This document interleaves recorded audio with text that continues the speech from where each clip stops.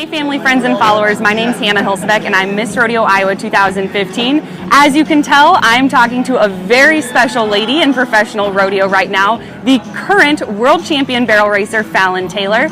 Fallon, it's been awesome seeing you in Iowa. I'm so excited that you're here. Thank you. We love it up here. We come every year. We hit Dayton, Fort Madison, and several others.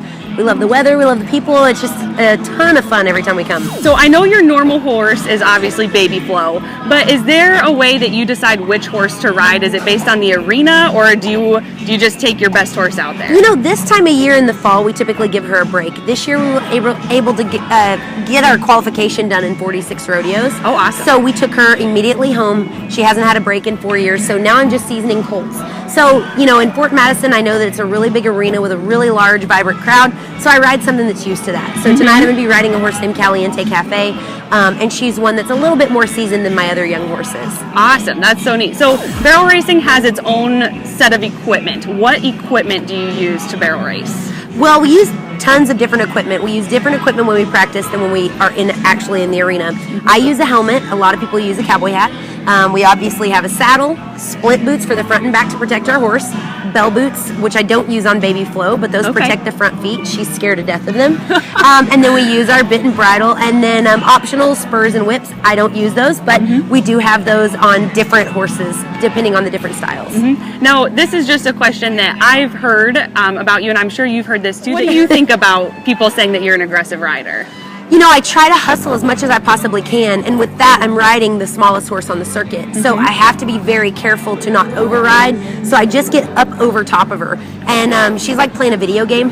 So, you know, I learned in 2013 at the NFR, I had a horrible year. I had a great year, but a horrible season at the NFR.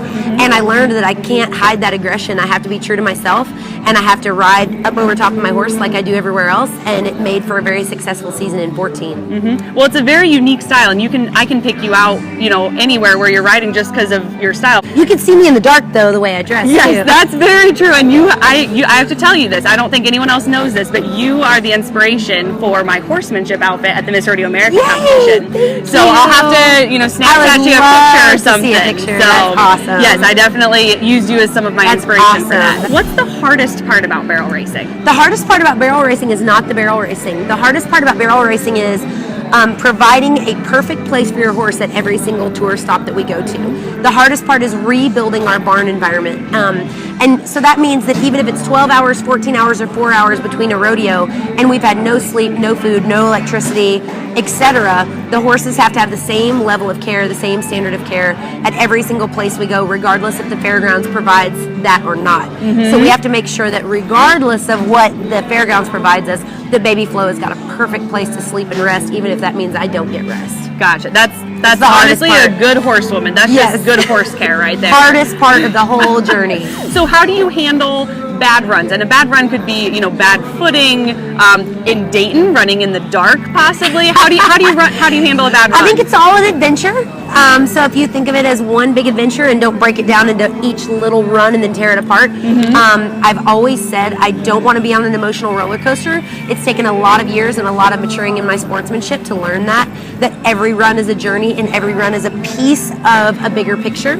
So like tonight, I may not win tonight, and I may not win first. I may place. I may win the whole thing. I don't know, but I'm on a young horse, and with a lot of risk comes a lot of rewards. So today I'm risking by running a horse that's not used to this type of environment, and for that, my reward will be a more seasoned horse, regardless if I win a check or not. So I have to just, you know, keep everything in perspective of what my goal was for today. Yes. Okay, that's awesome. Probably a question you get asked a lot, but what's your favorite part about being the world champion barrel racer?